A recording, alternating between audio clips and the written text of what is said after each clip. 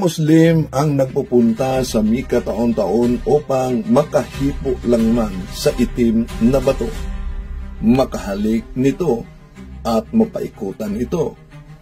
Pero isa sa malaking tanong, bakit ang Islam, isang relihiyon na umano, tinanggihan ang pagsamba sa mga Diyos-Diyusan, ngunit isa sa banal nilang kagawian ang makahalik man lang sa itim na bato na ito'y Diyos-Diyusan ng mga pagano noon sa Arabia. Dahilan kung bakit si Senador Robin Padilla ay naging Muslim ay ang pagsamba sa nag-iisang Diyos na si Allah. Robin Padilla o sa pangalang Muslim ay Abdul Aziz. Sino nga bang hindi nakakakilala sa kanya na alam ng marami na matagal ng panahon nang siya ay yumakap sa Islam at ang dahilan ng kanyang pagmumuslim ay... Ba't ako Muslim? Kasi sunod ko yung Biblia eh. Sabi ng Biblia, mahalin mo ang nag-iisang Diyos. Sa Islam, itinuturo yung iisa lang ang Diyos. At kailanman, siya lang mag-isa. Ito ang malaking revelasyon na ating pag-uusapan na nakapost sa social media sa Born Again Living Hope Holy Ministries of Jesus Christ International. Ating sisilipin ang sinasabi patungkol kay Allah sa relihiyong Islam na ang sabi nito, warning to Muslim, Allah is Satan. Totoo ba ito? Atin itong himay-himayin, mga kaibigan. Kasi manalingan, pag palaging inulit-ulit ay magmukha talaga ang katotohanan para sa ating mga kapatid na kulang ang kaalaman. Ang pagkadaya ay maranasan sa iba't ibang paraan. Pero napakasakit pag madaya tayo sa pananampalataya. Dahil nanganib pati ang ating kaluluwa. Viva Cristo Rey! Pro Dio et Ecclesia! Kumusta? Welcome. Ito yung lingkod, Brother Wendell Talibong, muli makasama ninyo sa pagkakataong ito. At sa ngalan sa grupo ng Catholic Faith Defenders, office sa National Office, makasama ninyo ako ngayon mga kapatid at ang punto por punto. Inanyayahan natin ang ating mga suking taga-subaybay. Huwag kalimutan na pindutin ang like sa ating live at huwag din kalimutang mag-subscribe at pindutin ang bell button para updated kayo, mag-comment at i-share ninyo. Alam nyo, nakakagulat talaga na aral ng Islam. At hindi alam ito ng karamihan. Bakit? Kahit daw ang isang tao ay mamamatay tao, basta siya Muslim, dadaan man siya sa apoy ng impyerno, siya ay maliligtas pa rin. So paano yung mga Muslim na mamamatay tao, mga terorista? Ligtas din ba sila? Kung ang pinag-uusapan dito ang pagpasok sa paraiso, lahat ng Muslim makakapasok sa paraiso. Ano man ang nagawa niyang kasalanan sa mundong ito. Ang mga Muslim na pumapatay ng tao na walang hustisya, ang mga Muslim na sinasabi ninyong terorista, ang mga Muslim na gumagawa ng kasamaan, umiinom ng alak, naninigarilyo, nambababae, lahat ng kalokohan, kanyang ginagawa. Siya ay dadaan muna sa impyerno para pagdusahan niya ang lahat ng kanyang nagawang kasalanan na hindi niya naihingi ng tawad. Pagdudusahan niya yon sa impyerno. At pagkatapos niyang pagdusahan yon, ay pupunta na siya sa paraiso. So, yan, na? Nakakagulat talaga na aral sa relihiyon ni Muhammad na Islam, mga kapatid. Imagine, kung ang isang taong makasalanan, basta siya ay makagawa ng kasalanan, anong sabi niya? Dadaan umano sa apoy ng impyerno, pero may kaligtasan. Ibang-iba talaga sa turo nating mga Kristiyano dahil para sa atin, ang impyerno ay eternal damnation. Sa Catechism of the Catholic Church, ito ang mabasa natin sa numero 1035. The teaching of the Church affirms the existence of hell and its eternity. Immediately after death, the souls of those who die in the state of mortal sin descend into hell, where they suffer the punishments of hell, eternal fire. The chief punishment of hell is eternal separation from God.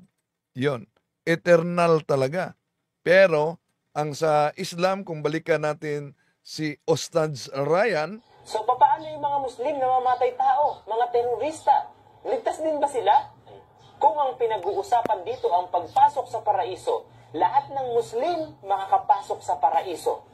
Ano man ang nagawa niyang kasalanan sa mundong ito. Ang mga Muslim na pumapatay ng tao na walang hustisya, ang mga Muslim na sinasabi ninyong terorista, ang mga Muslim na gumagawa ng kasamaan, umiinom ng alak, naninigarilyo, nambababae, lahat ng kalokohan, kanyang ginagawa. Siya ay dadaan muna sa impyerno para pagdusahan niya ang lahat ng kanyang nagawang kasalanan na hindi niya naihingi ng tawad. Pagdudusahan niya yon sa impyerno. At pagkatapos niyang pagdusahan yon, ay pupunta na siya sa paraiso. at ito siguro ang tinutukoy niya na nakasulat sa Quran. May nabasa ako sa Quran na kinikilalang banal na aklat ng mga Muslim. Sa chapter 3, verse 185, nadadaan sa apoy, ngunit may kaligtasan. Ito, tingnan natin ang nakasulat. Sa chapter 3, verse 185, ang bawat kaluluwa ay makakalasap ng kamatayan. At sa araw ng muling pagkabuhay lamang, tayo ay babayaran ng ganap. At sino man ang inilayo sa apoy at tatanggap sa paraiso, katotohanan, siya ay matagumpay. Ang buhay sa mundong ito ay isa lamang pagsasaya ng kalinlangan, isang bagay na mandaraya. Yun ang sabi ng kanilang Quran. Pero mas maganda yung English na translation, iba yung sa Tagalog, mga kapatid. Kaya may mga ibang site na una nagsabi si Allah ng mga Muslim ay iisara umano kay Satanas. Totoo ba ito? Balikan muna natin, mga kapatid.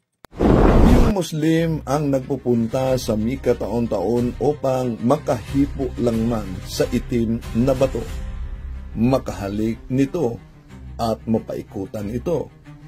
Pero isa sa malaking tanong, bakit ang Islam, isang relihiyon na umano, tinanggihan ang pagsamba sa mga Diyos-Diyusan, ngunit isa sa banal nilang kagawian ang makahalik man lang sa itim na bato na ito'y Diyos-Diyusan ng mga pagano noon sa Arabia. Dahilan kung bakit si Senador Robin Padilla ay naging Muslim ay ang pagsamba sa nag-iisang Diyos na si Allah. Robin Padilla o sa pangalang Muslim ay Abdul Aziz. Sino nga bang hindi nakakakilala sa kanya na alam ng marami na matagal ng panahon nang siya ay yumakap sa Islam at ang dahilan ng kanyang pagmumuslim ay Ba't ako Muslim? Kasi sunod ko yung Biblia eh. Sabi ng Biblia, mahalin mo ang nag-iisang Diyos. Sa Islam, itinuturo yung iisa lang ang Diyos. At kailanman, siya lang mag-isa. Ito ang malaking revelasyon na ating pag-uusapan na nakapost sa social media sa Born Again Living Hope Holy Ministries of Jesus Christ International. Ating sisilipin ang sinasabi patungkol kay Allah sa relihiyong Islam na ang sabi nito, warning to Muslim, Allah is Satan. Totoo ba ito? ating itong himay-himayin, mga kaibigan. At ayon sa ilang Bible scholars, mga kapatid, na kung ikumpara daw ang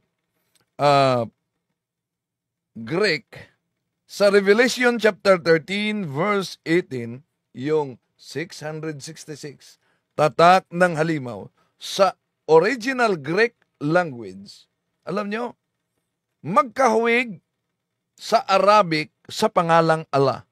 Ito. I first saw the Codex Vaticanus, I was literally shocked because I could read the text. It was Arabic. And as I look at it, it had these, what thought these symbols. This and this in a very kind of circular way, you know.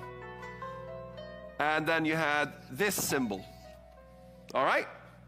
Now this is an Arabic word. You can film it and ask any Arab, what is that word? Bism, in the name of. And this word, you can ask any Arab what that word is. Bism Allah, in the name of Allah, was on that badge that people put in their foreheads as John documented what he saw on the godly video. God showed him. And that will be the symbol of Islam, which is the two swords. That is a symbol in Saudi Arabia. It's a symbol of Islam from the eons of time. Yun. Kung ikumpara natin ang Arabic at ang Greek, kapariho talaga. No? Una, sa Greek, ito po ang tanda ng halimaw, 666. Ang tanda ng halimaw. Nasa Revelation chapter 13 verse 18 yan. At kung tingnan din natin, ikumpara ang pangalan sa Diyos na si Allah. Kaya naalala nyo yung debate namin ni Ustad Bashir doon sa Tagbilaran City. Inaamin niya yung pagsamba sa mga Diyos-Diyosan, no? Pagsamba sa maraming Diyos-Diyosan noon, kasama na yung malaking itim na bato. So, ito ang Greek sa itaas na bahagi, 660 at 6, so 666. At ito naman ang Arabic sa salitang Allah ng mga Muslim na tatag ni Muhammad. Yes, nirespeto natin ang bawat isang relihiyon. Pero kung talagang minamahal mo ang kapwa mo, yun naman ang utos sa ating Panginoong Hesus, di ba? Na love God with all your heart, with all your mind, with all your soul, with all your strength, and love your neighbor as yourself. Alam naman natin ang katotohanan na ang simbahang Katoliko ang nasa fullness of truth. Dahil ito ang nag-iisang iglesia na tatag ng ating Panginoon Jesucristo. Pero ang Islam ay lumitaw noong panahong itinatag ito ni Muhammad. At imagine, nakakatakot talaga ang aral na kahit gagawa ka ng anumang kasamaan, kahit pa patong-patong na ang kasamaan, ay talagang dadaan ka sa apoy ng impyerno pero may kaligtasan pa. Taliwas yan sa aral ng ating Panginoon Jesucristo sa Marcos Kapitulo 9, versikulo 48, na ang impyerno ay isang eternal punishment, mga kapatid. Balikan natin si Ustad Ryan. Anong sabi ni Ustad Ryan? Sandali, balikan natin siya. So, paano yung mga Muslim na mamatay tao, mga terorista? Ligtas din ba sila? Kung ang pinag-uusapan dito ang pagpasok sa paraiso, lahat ng Muslim makakapasok sa paraiso. Ano man ang nagawa niyang kasalanan sa mundong ito.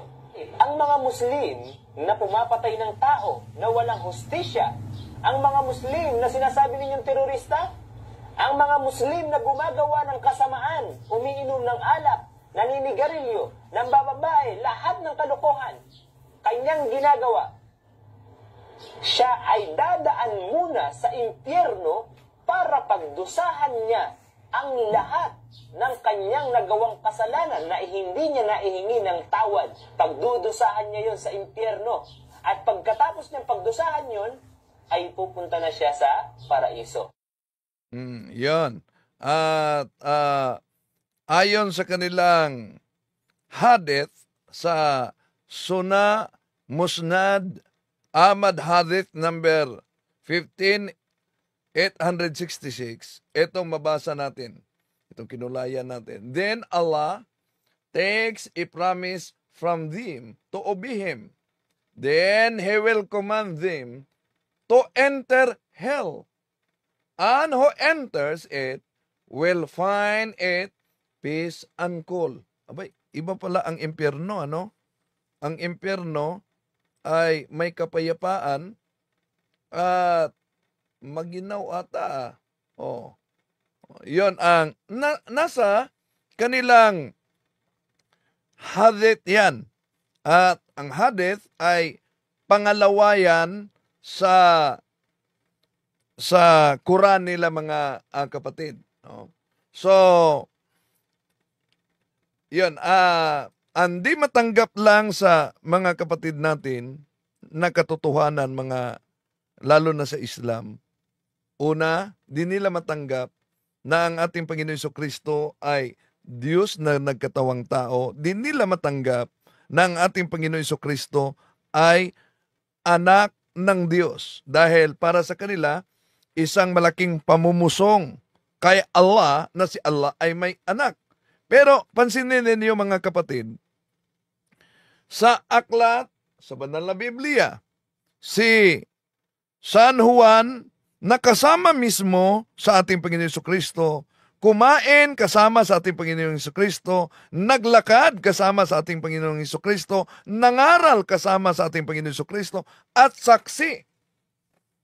At nandun mismo sa cross, nang naipako ang ating Panginoon Jesucristo, ang lahat na mga pangyayari ay kaniyang isinulat talaga sa banal na kasulatan sa Biblia. So, living witness si St. John. Pero ngayon, tingnan niyo, sa taong 622, lumitaw si Muhammad. Si Muhammad na nag-claim na siya ay propeta, si Muhammad na hindi talaga saksi sa pangyayari na kung naipako ba ang ating Panginoon Jesucristo o wala. Pero, ayon sa kanilang Quran, hindi ang ating Panginoon Jesucristo ang naipako sa cross, ang naipako daw kamukha lang niya. Kaya may kontrahan ang aral ng mga ustads kaugnay dito. Bakit?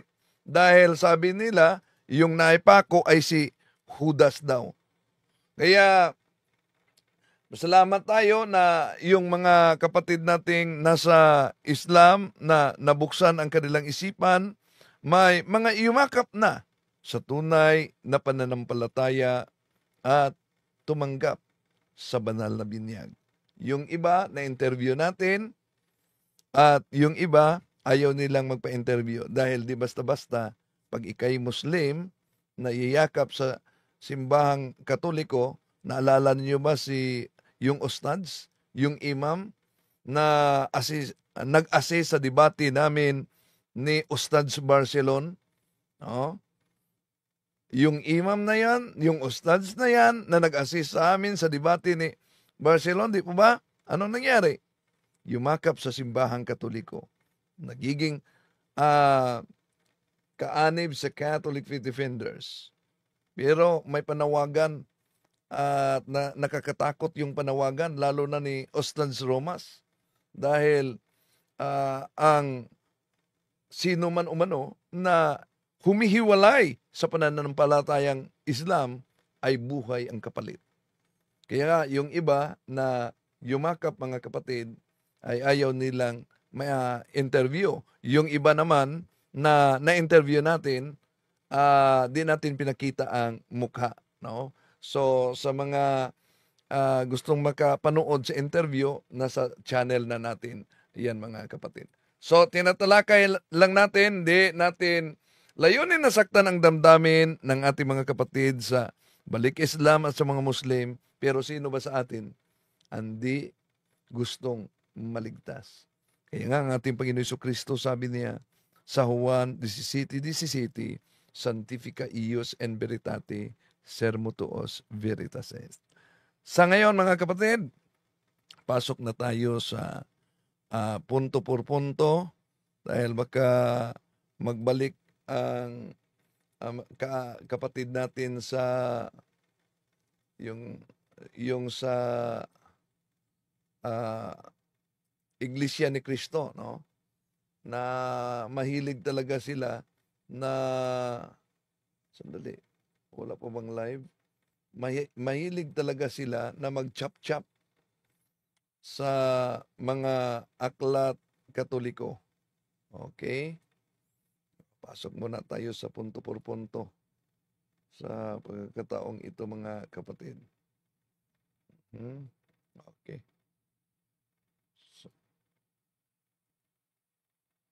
Day of the week. Dalawa ang binabanggit diyan sa katikisim naming kapatid. Yung 7th day na binabanggit diyan, yung sa panahon sa Old Testament. At dito sa 21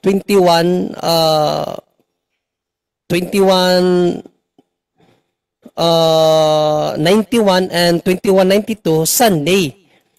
Sunday na dito sa 2192, kapatid. Pakita lang natin, ang ika-8 day ng bilang ng araw. Pakita natin. Ito sa 2192, Sunday is to be observed the foremost holy day of obligation in the Universal Church.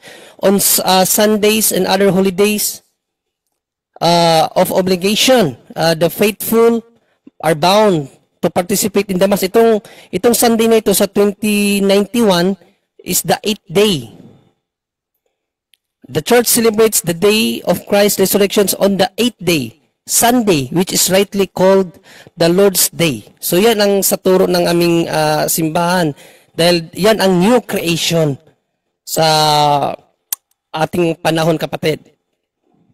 Kaya nga bro, sa Gregorian calendar na ginagamit mo ngayon, pansinin mo, ang unang araw Sunday. Di ba? So, unang araw ng Sanlinggo, di ba? Doon sa Biblia. Biblical yun. Kaya't pansinin nyo, red, yung pinakauna. Sunday, nagwo-worship. From the Bible up to now, pansinin nyo po, yung Gregorian calendar, which is, yung Gregorian calendar, Catholic calendar yan, ginagamit ng mga protestante yan. No? Pero hanggang ngayon, ginagamit yan ang buong mundo, kahit ibang sekta pa. Ang kalendaryo nila, Catholic calendar. No? So, malinaw po sa Catholic calendar na ginagamit nyo rin, ng mga Iglesia ni Cristo, Catholic calendar yan, Pope Gregory yan Gregorian calendar. So, calendar po namin yan. No? Hindi po sa inyo o sa protestanting kalendaryo yan. Tandaan po natin. Gregorian calendar ginagamit na ng buong mundo ngayon. So, yung nakalagay doon, pansin nyo, Sunday talaga ang first niya. Kaya nga sa Biblia, first day of the week. Noong panahon pa yan, ganun na. Pero dito sa gobyerno natin, magtataka ka, bakit naging Sunday, yung working days, Monday to dahil nga dun sa Sunday na talagang first day talaga siya noon, at ginawa ng gobyerno natin sa Pilipinas at sa buong mundo ngayon, yung Lunes hanggang yun ang magiging working days. But in reality, biblically, no, ang even yung Gregorian calendar, pansinin nyo, yung Sunday first day talaga of the week. So, makikita mo yung connection niya sa Biblia. Biblical talaga siya. Ngayon, syempre sa gobyerno, dahil even first day siya, ginawa na siyang 7th day ngayon because dahil nga yung Sunday na yun, exclusive siya sa worshiping of God. So, sana mas maintindihan natin, mga kapatid. No? First day, Gregorian calendar na ginagamit ng buong mundo ngayon, which is Catholic calendar, Sunday siya talaga. Biblically po yun. Nakalagay first day of the week, Sunday. Yun po yung talagang tamang sagot dyan din, kapatid. Naging malinaw po sa akin yung mga sagot ninyo. Kung loloobin pa po ninyo ay magtatanong pa ako sa panibagong aspeto. Sige, patuloy lang bro. Hanggat walang ibang nagtatanong, patuloy ka lang sa tanong bro. Huwag ka na magpaalam. Sinabihan na kita kagabi eh. Okay po. Ang sunod ko pong katanungan mga kuya, kaninong kapangyarihan po ang nagamit upang mabuhay na maguli ang Panginoong Hesukristo nung siya'y mamatay? Ano yan ba? Paulit yung tanong mo bro? Kanino pong kapangyarihan ang nagamit upang muling mabuhay po ang Panginoong Hesukristo nung siya'y namatay? Hindi na ito sa Sabat. Wala na itong kinalaman sa Day of Sabbath. Opo, hindi ako pwedeng bumalik sa inyo ng ano, di ba? Okay. Di klaro ko lang. So ang tanong mo ngayon ay kaninong kapangyarihan? Opo, panibago na yan, kuya. Kaninong kapangyarihan ang ginamit? Kaninong kapangyarihan po ang nagamit upang mabuhay na maguli ang Panginoong Hesukristo nung siya'y namatay po? Okay. Kapangyarihan ng Diyos bro. Next question. Sino po sa tatlong persona na Diyos po? Silang tatlo kasi silang tatlo ang binabanggit na Diyos ng Bible eh. Next question po kuya. Yes, next question. Sa catechism po, Catechism of the Catholic Church po ulit, sa 648, kuya? Yes. Apo. Sa 648 po, habang binabasa ko po ay pwede nyo na pong puntahan. Sabi po dito, Christ's resurrection is an object of faith and that it is the transcendent intervention of God Himself in creation and history. In it the three divine persons act together as one and manifest their own proper characteristics. The Father's power raised up Christ His Son. Kuya, bilang paglilinaw lang po, baka po nakaligtaan nyo lang ito.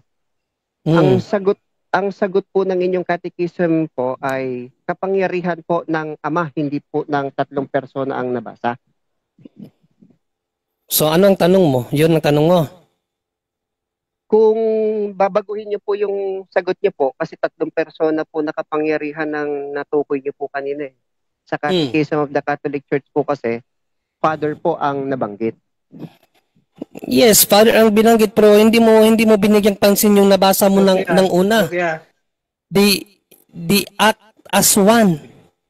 Hindi mo pinansin yung sinabi mo na the act as one eh. Basahin mo uli yung binasa mo. Nag-focus ka lang doon sa Father. Pero hindi mo binasa yung pinakauna mong binanggit, the act as one. Basahin mo uli para maunawaan mo. Sabi po dito, in it, the three divine person act together as one. Together as one. The act as one. Because ang aral ng simbahan, kapatid, the God ay mayroon silang tinatawag na Trinitarian perichoresis. Trinitarian perichoresis means the act of one is the act of all. Ang gawa ng isa gawa ng santatlo. Ngayon, hindi mo ba alam na binuhay din siya ng Holy Spirit? Alam mo ba yan kapatid? Tanong ko lang muna. Biblically speaking. Maaari po ako magpaliwanag? Tanong lang kita muna. Alam mo ba na binuhay din siya ng Holy Spirit? Kung ako po ang sasagot ay magpapaliwanag po ako. Sige. Paliwanag ka ng kaunti. Apo. Siguro mga about 20 seconds, enough naman na. Enough na yan. Sige. Tanungin lang kita muna. Ayun. Ang Espiritu Santo po ay hindi siya ang mismong bumuhay, hindi rin po ang anak na kinikilala po ninyong Diyos ang bumuhay sa Hesukristong namatay, sapagkat maliwanag po ang itinuturo ng Biblia mula kay Apostol Pablo sa Galatia 1:1 na ganito po mababasa, si Pablo na apostol hindi mula sa mga tao, ni sa pamamagitan man ng tao, kundi sa pamamagitan ni Hesukristo at ng Diyos Ama na siyang sa kanya'y muling bumuhay. Dito po sa talatang ito, kuya, maliwanag po at tiyak na ang bumuhay po sa Kristong patay, walang iba kundi ang Diyos Ama po. So, ibig sabihin, hindi mo nabasa sa Bible na binuhay siya ng Holy Spirit? Kung meron po kayong mababasa, kuya, pag-usapan po natin. Di, ang tanong ko, ibig mong sabihin, hindi mo pala siya nabasa sa Bible na binuhay siya ng Holy Spirit? Tinututulan ko po na ang Espiritu Santo na kinikilala po ninyong Diyos. Hindi yan ang tanong ko, bro. Hindi mo ba nabasa sa Bible na binuhay din siya ng Holy Spirit? Hindi ko po nabasa at kung may mabasa man po kayo ay tinututulan ko. So ngayon, kung mabasa natin sa Bible na binuhay siya ng Holy Spirit, maniniwala ka na hindi lang ang Ama ang nagbuhay sa kanya. Atin pong susuriin, kuya. Total, ito naman po ay educational purposes. Yan, sige. Tingnan natin sa Romans sa aklat ng Roma, ay naano ko pa yung pinaka-specific na talata, kapatid,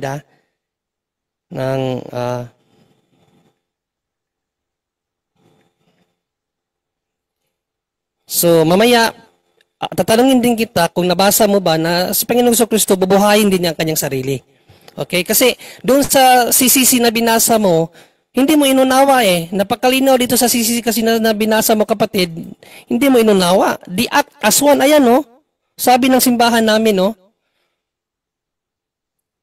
the three divine persons act together as one. Yan ang hindi mo inintindi. Ginamit mo yung ano namin, yung ano namin, ang aming CCC, hindi mo naman siya nauunawaan ng lubos. So dito, the act as one, silang tatlong persona. Isa lang ang Diyos, pero tatlong persona ang gumawa niyan. O sa Romans, basahin natin sa Romans 8:11. Okay? Ito ating mababasa, kapatid. Basahin, papakita ko sa iyo kasi sabi mo, pag nabasa natin, maniniwala ka na hindi lang ang Ama. Sa Galatia 1:1, yes, malinaw yan. Binuhay siya ng Ama. But the act as one. O basahin natin ang Romans 8:11, kapatid. Ngunit kung ang Espiritu niyaong bumuhay na mag-uli kay Kristo. Sino ang bumuhay muli kay Kristo ayon sa Romans 8:11, bro? Hindi po binanggit na Espiritu. Ayan, bro. Bro, basahin mo. Andyan na sa screen, nilagay ko sa screen. Anong hindi Espiritu? Ayan na, Espiritu nga, Ang sabi ko po, kuya, hindi po Espiritu Santo. Ang banggit niyo po kasi kanina, Espiritu Santo. Sino ba yung Espiritu na yan? Meron pa bang ibang Espiritu maliban sa Espiritu Santo? Sa Biblia po, bilang yan ay tanong niyo po ninyo, kuya, Sa Biblia po, hindi po ko mo binanggit ang salitang Espiritu Santo na po kaagad. Explanation mo yan, bro. Hindi yan ang explanation ng Bible. Ang sinabi sa Bible, napakalinaw. Ngunit kung ang Espiritu niyaong bumuhay na manguli kay Kristo ay tumira sa inyo, sino ba ang tumitira sa atin? Ang Espiritu Santo or ibang Espiritu, bro? Tanong ko sa'yo. Ayun. Ang kapangyarihan ng Diyos Ama. Sapagkat yan ang nilalaman. Saan mo nabasa sa Bible? Saan mo nabasa sa Bible na ang Espiritu Santo ang kapangyarihan ng Ama? Ibigay mo yung talata.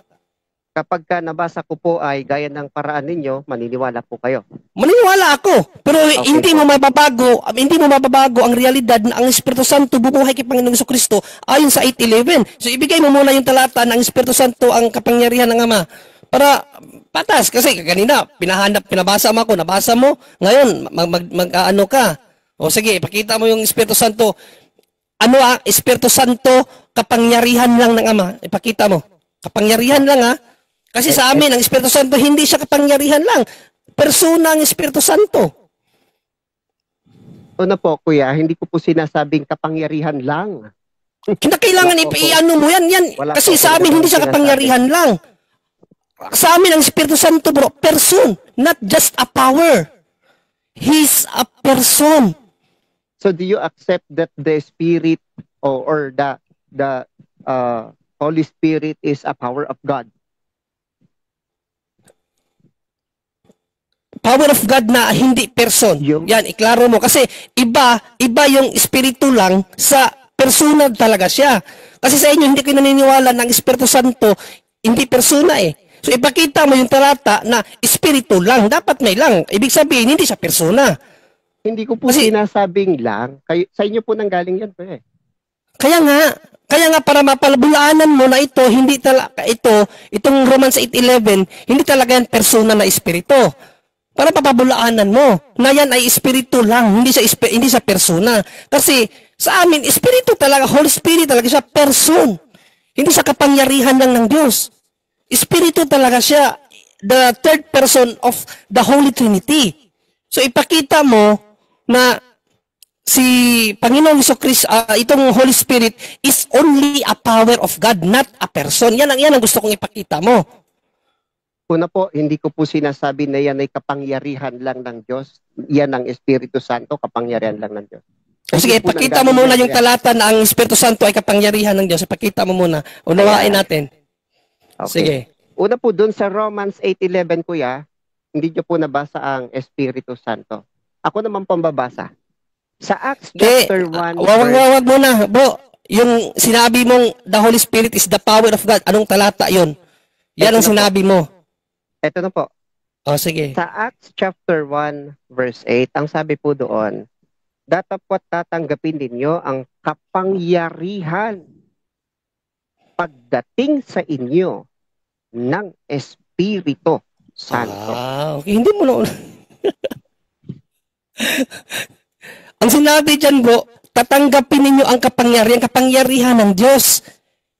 Pagdating sa inyo ng Espiritu Santo, hindi sinabi dyan, bro, na tatanggapin ninyo ang kapangyarihan na Espiritu Santo. Ang kapangyarihan, dala-dala ng Espiritu Santo because the Holy Spirit is God Himself. Person siya. Hindi yan nangangahulugan dito ng Espiritu Santo, hindi person.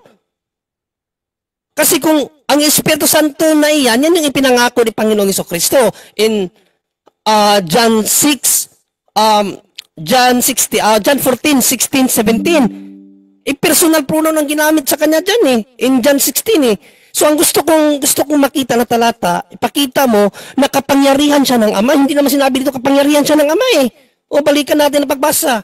Datapwat tatanggapin ninyo ang kapangyarihan pagdating sa inyo ng Espiritu Santo. Sinabi ba dyan na pagdating ng kapangyarihan na Espiritu Santo, kapangyarihan ng Ama? Wala naman. Gumagawa ka ng sarili mong talata, bro Walang amang binabanggit yan, bro. Ngayon. Wala. Yes, ngayon. Meron pong Ama na binanggit dyan sa verse 7, basahin po natin. Hindi, itong verse 8, verse 7, datapwat tatanggapin ninyo ang kapangyarihan pagdating sa inyo ng Espiritu Santo na kapangyarihan ng Ama. Saan dyan ang Espiritu Santo kapangyarihan ng Ama? Wala naman. Inipa mo yung konteksto, bro. Maganda yun. Hindi, itong binigay mo na talata, hindi sinabi ng Espiritu Santo kapangyarihan ng Ama. Basahin mo nga, sinabi ba dyan ang Espiritu Santo kapangyarihan ng Ama? Wala Sa verse 7 po, kuya, maliwanag po. Sa verse 7 may Ama, pero hindi rin sinabi dito sa Espiritu, sa 7, hindi sinabi na ang Espiritu Santo kapangyarihan ng Ama. Wala dyan. Ang sinabi lang dito, at sinabi niya sa kanila, ang konteksto kasi nito, tinanong ng mga apostol ang ating Panginoong Jesucristo kung i-restore na ba niya ang Jerusalem. Ang sagot dito ng Panginoong Jesucristo, hindi ipinaalam sa inyo ng Ama ang mga panahon kung kailan magaganap. Yan ang konteksto niyan. Hindi pinaalam ni Kristo diyan ng Espiritu Santo kapangyarihan lang ng Ama. Ay, alamin mo yung konteksto. O balikan natin ang konteksto nito Sa 6 natin umpisahan. Akala mo siguro hindi ko alam tong talata na to. Tinanong nga siya nila nang sila'y nagkakatipon na nangagsasabi, Panginoon, isasauli mo baga ang kaharian sa Israel sa panahong ito? Yan ang tanong ng mga apostol kay Kristo. Hindi kung ang Espiritu Santo ba kapangyarihan ng Ama. Ano ang sagot ni Kristo? At sinabi niya sa kanila, hindi ukol sa inyo ang pagkaalam ng mga panahon, ng mga bahagi ng panahon na itinakda ng Ama sa kanyang sariling kapamahalaan. O sa 8, datapwat tatanggapin ninyo ang kapangyarihan, pagdating sa inyo ng Espiritu Santo. Kasi ang Espiritu Santo, isa yan sa 3 persona. Hindi yan nangangahulugan ng Espiritu Santo kapangyarihan lang ng Ama. Wala kang mabasa dyan, kapatid, ng Espiritu Santo kapangyarihan lang ng Ama. Out of context ang iyong... Sandali lang po, Brother John Ray. Kasi kumakain ako, habang kumakain ako, nagbabasa ng comment, nandito na si Brother Wendell, acknowledge natin yung kanyang presence, at saka, nakikipag-discussion na siya, sana i-open na yung camera, nagre-reklamo na yung mga Hindi, hindi open ba, camera Brother Romel, daw. tinanong ko siya sa, ako ang nagtanong sa kanya, bro, kaya pinasagot ko siya, hindi siya nakipag-discussion, Bro Romel. Acknowledge natin si Brother Wendell, nandito Oh, na. i-acknowledge Muna mo ako natin sa si Brother Wendell. Bro Wendell, good evening, bro.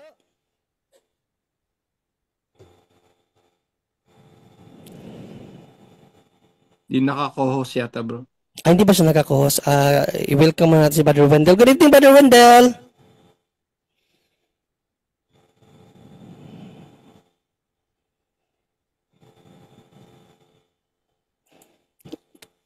Baka wala siya sa upuan niya, bro. Bro Wendell?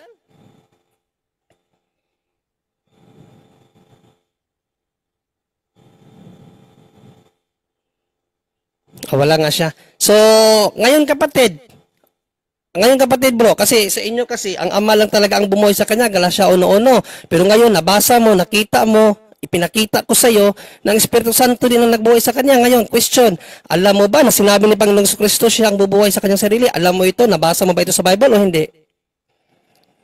Ayan. So, magpapaliwanag po uli ako. O, sagutin mo muna ng oo o hindi, kung nabasa mo ba, oo o hindi. Ayan po.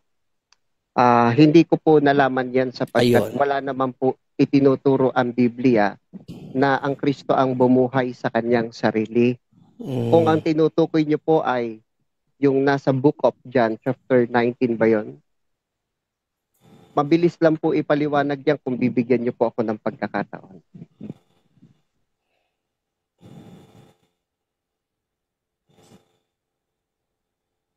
Gusto ba basahin ko muna yung John. Yun ba yung point mo? Kayo Bro, po kuya, kasi may... Yung John 2:19-21?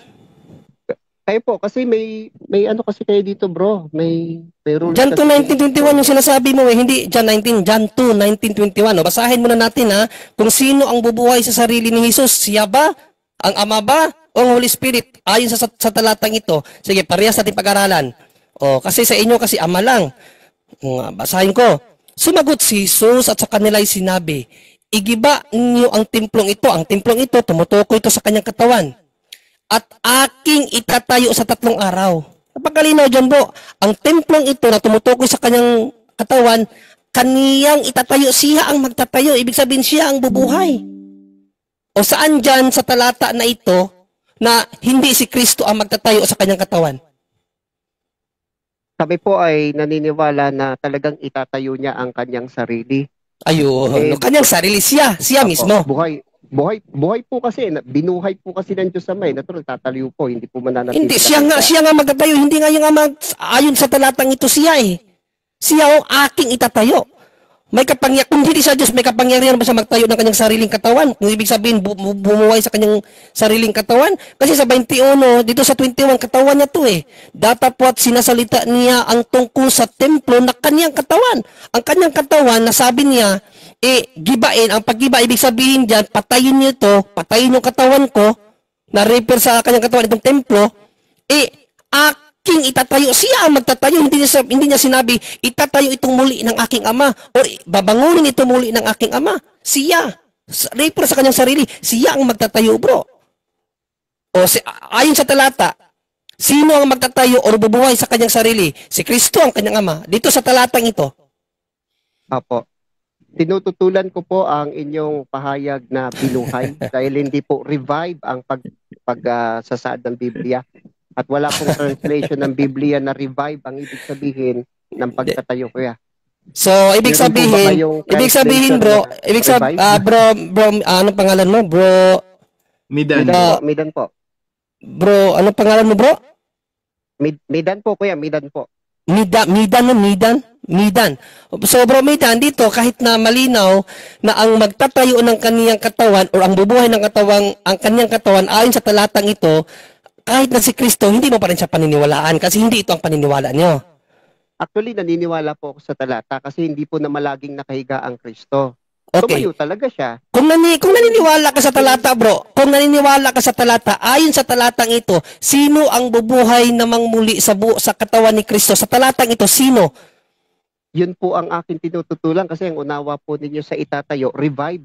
Wala naman pong Anong revive? Pagbubuhay yan sa kanyang katawan, bro. Anong revive? Bubuhayin talaga niyan kasi nga. Ba't nag-revive? Bigyan niyo po ako ng evidence. Anong revive? Ang ibig sabihin. Bigyan niyo po ako ng evidence. Ang Mali, ibig sabihin bro. ng itatayo ay revive. Hindi niya Bro, kung nabasahin mo yan, tumutukoy yan sa kanyang kamatayan at muling ibubuhay. Basahin ko muli Sumagot si Jesus Reference po. at sa kanila'y sinabi, igiba ninyo ang timplong ito. Igiba, ibig sabihin nangungulugan niya sa kanyang katawan. Patayin niyo ang katawang ito at aking itatayo sa 3 araw. Sinabi nga ng mga Hudyo, 46 na taon ang pagtatayo ng templong ito. So, niliteral ng mga Hudyo yan na itatayo sa 3 araw. Pero sinagot niya Apostol Juan, anong ibig sabihin? Datapwat sinasalita niya ang tungkol sa templo ng kanyang katawan. Ang templo, ang kanyang katawan, ibig sabihin, patayin niyo ang katawang ito dahil sa 3 araw, ibabangon ko ito. Yan ang explanation yan. So, napakalinaw dyan, bro, na based sa talata lang, hindi sa knowledge mo, hindi sa knowledge ko, hindi sa opinion mo, hindi sa opinion ko, sa talata lang, ang magtatayo ng kanyang katawan, si Kristo. So, mag-stick ako sa Bible, hindi sa kung ano yung explanation mo. Sa inyo na lang yan, kasi yan ang paniniwala nyo. But, Bible-based tayo. Sabi ni Kristo, itatayo ko ang templong ito, ang katawan ko, kung papatayin nyo. In John 10:17-18, anong sinabi niya dito? O John 10:17-18, anong sinabi ni Panginoong Jesucristo? Dahil dito'y sinisinta ako ng Ama, sapagkat ibinibigay ko ang aking buhay upang kunin kong muli. Siya ang muling babangon ng kanyang katawan. Sa 18, sino may hindi nag-aalis sa akin ito? Sino man hindi nag-aalis sa akin ito? Kusa ko itong ibinibigay. May kapangyarihan akong magbigay nito at may kapangyarihan akong kumuhang muli. May kapangyarihan si Kristo. Napakalinaw ng talata. Bro, kaya nga, doon sa binasa mong sisisi namin na hindi mo naman naunawaan, napakalinaw sa sisisi namin. Ayan, napakalinaw dyan no, sa sisisi namin, no? Pakita ko muli yung sisisi namin, ha? Anong sinabi ng sisisi namin? Oy, bakit lumiit to? Ay, wait. Ito pala. Sorry. Ayan, oh. The 3 divine person together act as one. Ano yung ina-act nila dyan? Christ resurrection. Kasi biblically speaking, kapatid, biblically speaking, the Father, muling binuhay si Kristo. Galatia 1:1, natumbukan mo yung talata. Ang Holy Spirit, binuhay din siya. Romans 8:11. And Christ Himself, binuhay niya ang kanyang sarili. That is the mystery of God, kapatid. Because the God is not just one person, but 3. Midian? Nabiktima ka, bro. Ang pagkakaintindi mo pala dyan, puro ama. Hindi, bro. Diyan pa lang makikita mo na yung mga talata. May word siya, aking. Aking, me. Hindi ama. Kayo, ama lang kasi. Bro, medyo may problema dyan. Intindihin mo lahat para medyo maintindihan mo yung konteksto ng Biblia. Yun ang sinasabi natin, ang proper theology, theological study, it leads you in the proper interpretations of the Bible. Ang nangyari kasi sa inyo, puro kayo basa, memorize, and then in self-interpretation. Napakalinaw ng mga talata, bro. Aking Pinipilit nyo, hindi niya kaya buhay na sarili niya. Aking, bro. Ano ba ibig sabihin ng aking? Ba't nilalagyan mo ng ama? Ano ka ba? Biktima na, naka-live ka pa na, alam ko naka-live ka sa sa lahat na nakikinig ng INC. Pakinggan nyo yung mga talata naman. Pakinggan nyo yung mga aral ng mga ministro nyo. Biktima kayo. Mali. Bakit? Kayo biktima? Kasi yung mga magmula kay Felix Manalo po, alam naman natin, nagbasa lang din siya. Wala namang churching authority yan. Nagbasa siya ng Biblia. In-interpret niya mag-isa, nag-memorize siya ng nag-proper theology pa si Felix Manalo nyo po, doon pa lang wala na. Kaya yung mga talatang yan, mali na kagad yung mga interpretation niya. Bakit? Self-interpretation ni Felix Manalo yan, napunta sa ministro, napunta sa iyo. Di po ba character assassination na po yan? Hindi po. Ayun, napakalinaw. Yan paliwanag mo yan. Galing sa ministro mo. Tama, hindi. Hindi galing sa'yo yan. Pwede pong bumalik na tayo dun sa usapan. Sige, next question na. Kasi mapunta tayo sa talakayan nito. Binibigyan lang kita ng idea. Brother Wendell, Brother Angel, baka mapunta tayo sa talakayan, Brother Angel. Tanong lang kasi ang sa kanya, Brother Angel. So, bigyan na lang natin yung sinasabi niya, tinututulan niya eh. Nakikipagtalakayan na nga siya, bro. Tinututulan ko, sabi niya. So, hindi yan nagtatanong. Yun ang pinaka sinasabi ko rito. Tinututulan niya. Bakit? Dahil mindset niya yung ministrong aral. Yung ministrong aral galing kay Felix Manalo nga, yung pinaka-head. Yung head nila, nagbasa lang ng Biblia. Yun, wala naman nagturo sa kanya eh. Yun ang purpose. Bro Angel, may permiso po ni Bro Junri ang mga pangangatwiran ko. Hindi ko naman gagawin yun without the permission. Kaya nga. Sige, so, ibalik na natin sa settings natin na magtanong lang siya. So, sabi niya, tinututulan eh. Kasi yun, Brother Angel, clarify ko kasi kung clarify ko sa kanya kaganina kung nabasa ba niya. Kasi sinabi kasi niya, ama lang daw. Kaya tinanong ko siya, nabasa mo ba na sa Bible mayroong sinabi na binanggit ng Holy Spirit? Hindi niya nabasa, kaya ibinigay natin. So, nasa kanya na yan kung paniniwalaan niya o hindi. Ngayon, next question na. Kasi naibigay na natin yung tamang sagot. Kapatid, na Midian ba to? Midian? Opo, Midan. Midan pala, Midan. Midan Matriano. So, next question, bro, Midan. Opo. Ang sunod ko pong katanungan is about evidence. Como ang understanding niyo po sa Romans 8:11 ay Holy Spirit, and then doon po sa John chapter 2 verse 19 is revive or muling binuhay. Ang question ko po is about evidence. May papakita po kayong Bible translation ng Catholic na isinalin po yon sa Romans 8:11 na Holy Spirit at saka John chapter 2 verse 19 na revive. Okay, bro. Kung hahanap ka ng evidence, bro, ibigay mo muna yung ebidensya mo na ang Espiritu Santo ay kapangyarihan lang ng Diyos. Din bibigyan din kita ng ebidensya. Kung wala, next question ka, wag mo kaming tanungin sa evidence. Kasi sabi mo nga, pag-aaralan natin. Okay? Sabi mo nga, pag-aaralan natin. Ngayon, turo to ng simbahan ang tinuturo namin sa iyo. Nasa iyo kung ayaw mong tanggapin. Hinahanapan mo kami ng ebidensya. Ibigay mo muna yung ebidensya mo ng Espiritu Santo, kapangyarihan lang ng Diyos. Para bigyan kita ng tawag dito, yung request mo. Magtanong ka na lang, wag ka nang maghanap ng ebidensya kasi pinaliwanag ko na sa iyo ang turo namin. Nagtanong ka sa turo namin. So, magtanong ka na walang hanapan ng ebidensya kasi hahanapan din kita ng ebidensya mo na ang Holy Spirit kapangyarihan lang ng Diyos. Meron po kasi hindi kayo naniniwala na ang Diyos, ang Holy Spirit is person eh. So kapangyarihan lang siya. Oh. May ebidensya po ako at wala po akong stand na lang. Meron po kuya. So, ang Holy Spirit, persona siya sa inyo. Being din po siya.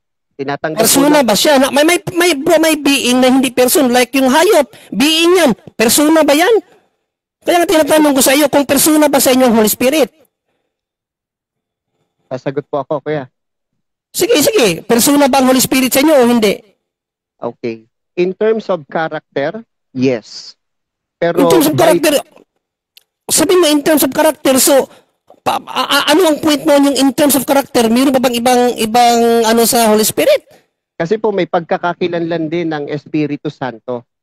Pero kung ang ituturing niyo po sa kanya is as God, as powerful God, tinututulan ko po yun. May mabasa ka ba sa Biblia na ang Holy Spirit hindi God? Well, by saying that the Father is the only God, No, interpretation mo lang yan, bro. Interpretation mo lang yan. Ang question ko, may mabasa ka ba sa Bible na ang Holy Spirit is not God? Bro, Junri, sabi niya, the Father is the only God. Kaya nga, interpretation lang yan, Brother Angel. Ang question ko kasi... Only God daw. Sa kaya mababasa yun, only God. Ang question ko sa kanya, Brother Angel, is... ang Holy Spirit is not God. Saan yan sa Yes. Bible? Kasi pwede, Bigyan mo kami. kaya kitang bigyan ang Holy Spirit, ikinilalang God sa Ay, Bible. Diyos. Sige nga, bro. Bigyan mo kami ha, pa educational purpose. Sige nga, Ito, bro. Maraming ibigay mo nga nakikinig sa'yo. sa Bible na ang Holy Spirit is not God.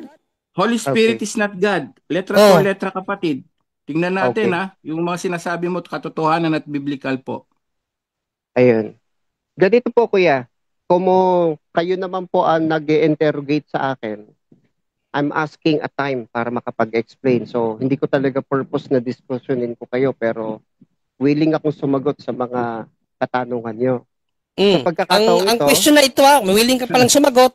Ang question is literal mabasa sa Bible, the Holy Spirit is not God. Hindi yung interpretation mo. Huwag ba kung bigyan ng interpretation mo. Yung ayon sa Bible, according to the Bible, like sa pinapakita ko sa iyo kaganina, na talagang litra por litra yun. Kaso lang, litra por litra, nahahanapan mo pa ng reference. Litra por litra na ngayon eh. Ngayon, gusto kong ibigay mo sa akin litra por litra, the Holy Spirit is not God. I don't ask for your any opinion about what God is. Ang question ko, literally speaking, mabasa sa Biblia, the Holy Spirit is not God. Kasi kaya kitang bigyan na ang Holy Spirit kinilalang God. Sige. Napansin namin, Bro Junry, ang mga sinasabi niya, puro paliwanag, puro self-interpretation. Wala kang bro na letra por letrang Bible verse na mga pinagsasabi niyo po, kanina ka pa po tumututol, pero pag binigyan mo yung talata, wala naman nakalagay din sa sinasabi mo. Ayon lang sa interpretation nyo. Lahat yun galing sa ministro mo yan kami lahat dito, bro, verse by verse, letra por letra, aking, sabi niya. Ngayon, may bibigay namin yung Holy Spirit is God. Sabi mo, Holy Spirit is not God. Ngayon, sabi mo, magpapaliwanag ako. Hindi paliwanag Sabi mo, biblical kayo po, bro So, dapat ibigay mo rin yung Bible verse mo na Holy Spirit is not God. Ayon sa'yo po. Biblical lang tayo, sabi mo. Dapat patunayan yung biblical nga po ang turo nyo. Sige po, pakisuyo lang po. Biblical kayo, sabi nyo, di ba? Holy Spirit is not God. Medyo blasphemy yan, bro. Pag hindi mo napatunayan, matindi yan. Walang kapatawaran ang pagkakasala sa banal na Espiritu Santo. Alam mo yan. So, patunayan mo ng Holy Spirit is not God. Delikado yan, bro, kapag ikaw nagkamali diyan. kung papayagan nyo po ay kahit mga 20 seconds lang without Sige bro. Sige. Talata, bro, letra por letra. Yes po. So, wala pong mababasa sa Biblia word for word na sinabi ni wala Kristo, na. ako ay Wala tunay na, na bro. Diyos. Stop na tayo doon.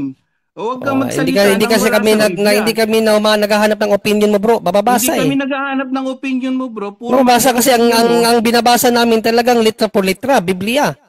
Hindi ka parehas, bro. Oo. Kanina ka pa namin binibigyan, talata talaga, ikaw naman, wala mababasa. Huwag ka na diskusyon. Tungkol kay Tanong ka Kristo na po lang. yung sinasabi kong walang mababasa, mga kuya. The Holy Spirit, ang tanong ko sa iyo, bro, the Holy Spirit is not Ano God, ba hindi yan? ka Kristo. Bumalik ka kanina sa Holy Spirit tayo ngayon. Sinabi mo kasi na ang Holy Spirit sa inyo is not God. Kaya ngayon ang gusto kong ipakita sa iyo kasi kung ako ang tatanungin mo, kaya kitang bigyan ng Holy Spirit kinalalang Diyos. Mag-isip-isip ka na, bro. Yung mga Kaya kitang bigyan yan. Yung mga turo sa inyo, wala sa Biblia pala. Sabi niyo, biblical lahat kayo. Kung papayagan Kayang niyo po ipakita, ako, bro, 20 kasi seconds. hindi kasi tayo nagdi-discussion kung hindi mo kayang ipakita yan. Next question. Sige, next question tayo. Kasi Sige nagtatanong po, ka lang hindi mo naman kaya ibigay yung mga bagay na gusto naming makita. Nagtatanong ka lang, so next question na lang. Apo, next question po. Okay. Sa John chapter 17 or sa John chapter 20 verse 17, itinuro po ni Kristo doon ang tunay na Diyos. John 20 Apo, John chapter 20 verse 17. Okay, Apo. sige. Itinuro po ni Kristo doon ang tunay na Diyos.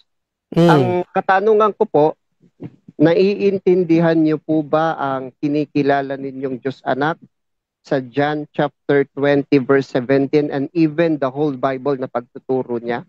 Okay. Yung ang tanong mo, nakikilala ba namin, nauunawaan ba namin ang kinikilala naming Diyos ayon sa John 20:17 at sa whole Bible?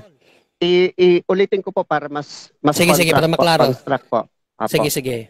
Sa John chapter 20 verse 17, itinuro po ni Kristo doon ang tunay na Diyos. Ngayon ang aking katanungan, nauunawaan niyo po ba ang inyong kinikilalang Diyos anak sa kanyang pagtuturo, including John 20 verse 17 and even the whole Bible? Nauunawaan niyo po ba ang inyong kinikilalang Diyos anak sa kanyang pagtuturo? Nauunawaan ba namin ang kinikilala naming Diyos anak? Yes po. Bro, Jolito, actually nalito ako sa tanong mo. I-simplify mo bro, i-simplify mo yung madaling makatch up na tanong kasi parang ano siya tawag dito, komplikado yung tanong mo eh. I-simplify mo Sige para po, madali masagot natin ng simple din. Basahin muna natin yung John 20:17 tapos dito ka kumuha ng tanong kasi ito yung binigay mo na talata eh. Basahin muna natin ha. Para specific yung tanong mo ayon sa talata na binigay mo. Basahin muna natin. Sinabi sa kanya ni Jesus, "Huwag mo akong hipuin, sapagkat hindi pa ako nakaakyat sa Ama, ngunit pumaroon ka sa aking mga kapatid, at sabihin mo sa kanila, aakyat ako sa aking Ama, at inyong Ama, at aking Diyos, at inyong Diyos." So ano ang tanong mo dito, bro? Sa talatang iyan, mga kuya, especially kay sa iyo, Bro John Ray, nagturo po ang Panginoong Jesucristo tungkol sa tunay na Diyos. Ang aking katanungan ay tungkol po sa inyong Diyos anak na kinikilala. Kay Kristo? Yes. Okay. Nauunawaan niyo po ba ang pagtuturo ng inyong Diyos anak? Especially sa talatang yan and even the whole Bible po. Okay. Yes. Naunawaan ko kasi ang isa sa misyon ni Kristo sa pagparito para ipakilala ang Ama. At ang kanyang Ama ay kanyang Diyos. Pero meron din sa Bible kapatid, ang Ama, pinakilala din niya ang kanyang anak na Diyos. So hindi porkit pinakilala ni Kristo ang kanyang Ama na kanyang Diyos, hindi na Diyos si Kristo. Kasi kung babaliktarin natin, ang Ama, kinilala din niya ang kanyang anak na Diyos. So sasabihin ba natin ang Ama hindi na rin Diyos kasi kinilala niya ang kanyang anak na Diyos? Basahin natin. Hebreo 1:8. Hebreo 1:8. Kinilala ba ng anak o ng ama ang kanyang anak na Diyos? Yes. Basahin natin. Ngunit tungkol sa kanyang anak ay sinasabi ang iyong luklukan, O Diyos, ang nagsalita dito ang ama. Ano daw ang luklukan ng kanyang anak? O Diyos. Kinilala niya ang kanyang anak na Diyos ay magpakailanman at ang setro ng katwiran ay siyang setro ng iyong kaharian. Kaya yung argumento mo, ginamit mo John 20:17 dahil sinabi ni Kristo ang Diyos anak na ang aking Diyos ay inyong Diyos. So kinilala ni Kristo ang Ama na kanyang Diyos. So hindi na Diyos si Kristo. Mali. Dahil ang Ama, kinilala din niya ang kanyang anak na Diyos. At walang binabanggit na ang ako'y hindi Diyos. Wala siyang isa pa yun. Never found in the Bible. Never found in the Bible na sinabi ni Kristo na I'm not God. Walang ganun bro. Puro palpak ang mga ano mo bro. Wala lahat sa hulog yung mga ano mo, talata mo. Never nagsabi si Jesus, hindi ako Diyos. Bigyan mo kami ng talata na sinasabing Ama lamang, ako hindi Diyos. Wala ka na namang mababasa noon. Di hindi ka na namang biblical eh. Bigyan mo nga kami ng talata. Kanina, Holy Spirit is not God. Walang talata. Second question naman kami kasi tinututulan mo. Magipag-diskusyon ka na. Bigyan mo nga kami, sinabi na ni ating Panginoon sa Kristo, mga anak, ako'y hindi Diyos. Sige nga. Sinabi ba niya sa Bible? Sinabi ng ating Panginoon sa Kristo, ako ang hindi Diyos. Meron po ba o wala? Meron po. Ako'y hindi Diyos ha? Letra por letra. Yes hindi po. Diyos ha? Hindi yun dahil sa unawa mo na naman. Kasi lahat ng unawa mo. Gagamitin niya, Brother Angel, ang gagamitin niya John 8:40 na ako'y tao. Yes, tao siya, hindi niya sinabi doon na ako'y tao lang at hindi niya sinabi na ako'y hindi Diyos. Yun na nga sinasabi natin. Yung sinabi ng yung word na ako'y hindi Diyos, hindi yung sinasabing ako'y tao, siya'y tao talaga. Ang tanong dito kasi yung pinag-uusapan natin, yung ang ating Panginoon sa Kristo ay hindi Diyos. Kayo nag-interpret niyan, pero wala ka naman mababasa nun. Tanong uli, Ang si Jesus ay hindi Diyos, ha? Yun ang word eh, hindi yung ako'y tao, nagsasalita, ako'y taong ganito. Hindi gano'n, tao na naging tao siya eh. Ang pinupunto natin dito mga kapatid, sa mga nakikinig ngayon, sa mga INC, bigyan nyo kami ng talata, kanina pa namin binibigay sa inyo. May kapangyarihan siya, bumuhay sa kanya sarili at lahat, kaya niya ang kapangyarihan binigay sa kanya ng Ama. So, maraming talata po na pagpapatunay din na Diyos siya. Ngayon, yung problema niyo po dyan is hindi Diyos sa Diyos talaga. Ayaw yung paniwalaan na Diyos siya. Bigyan mo kami, kanina ka pa nagbibigay ng talata, ang Ama ay Diyos, aking Diyos. Tama yun. Ang tinatanong namin ngayon, si Jesus ay hindi Diyos, sinabi niya mismo sa bibig niya. Meron ka mababasang talatang gano'n na ako'y hindi Diyos? Sabi ni Jesus. Meron po ba? Wala. Meron po. O, sige, anong talata? Basahin natin, ha? Baka dyan 8:40 na naman yan. Baka naman tumama ka na ngayon, tignan natin. Sabi ni Jesus, ako'y hindi Diyos, ha? Opo. Opo, meron talaga, ako'y hindi Diyos, ha? Sige, saan? Paano po ba ano to? Hindi, may Bible kami dito, bro, para makita ng lahat. May Bible kami dito. Wag